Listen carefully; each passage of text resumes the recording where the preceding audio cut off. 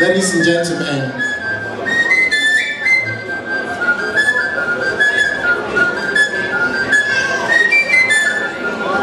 Okosime ina bo jike obi ojike amamne wore na oda ihe oja na ekwu Okosime ododere iwani Okosime. Thank you.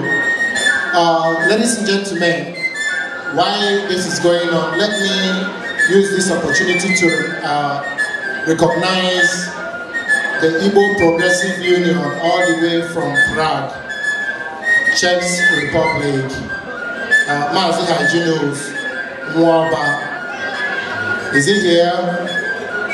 The Vienna Igbo Cultural Association, say welcome all the way from Prague.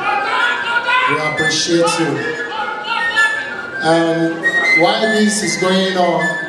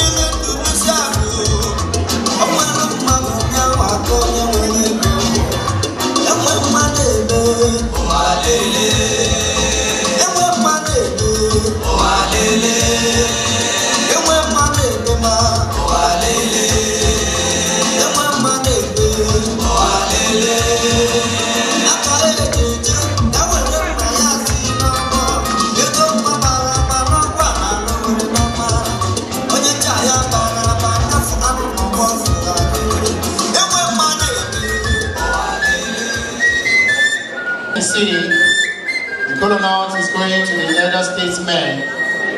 This is how we do it. Africa clean, Nigeria clean, Austria clean. And then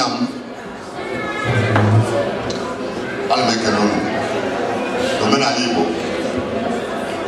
And I won't want to know up here. That's when I'm a man who will touch. But I can't touch any paper, but they go to the watch. So people, here I want you to speak out with it, people will go in the line. So that would.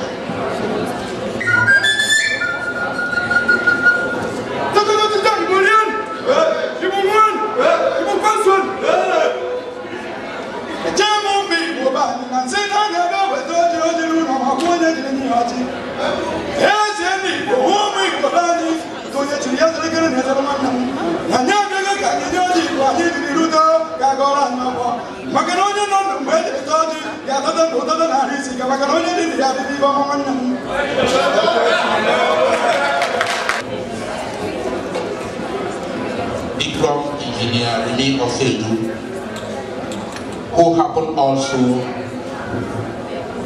to be the first chairman. Ibo Kwenu, Kwezonu, Olukwano Mumero, I say, everybody has imagine. Onye asị onye mkpọrọ ọjị weta ndụ ya mgbe ndị Igbo gbakọrọ ọnụ wee weta ọjị ya fee wetagara anyị ndụ a na-asị ife anyị ji do obodo a ịgụ akwụkwọ ịrụ ọrụ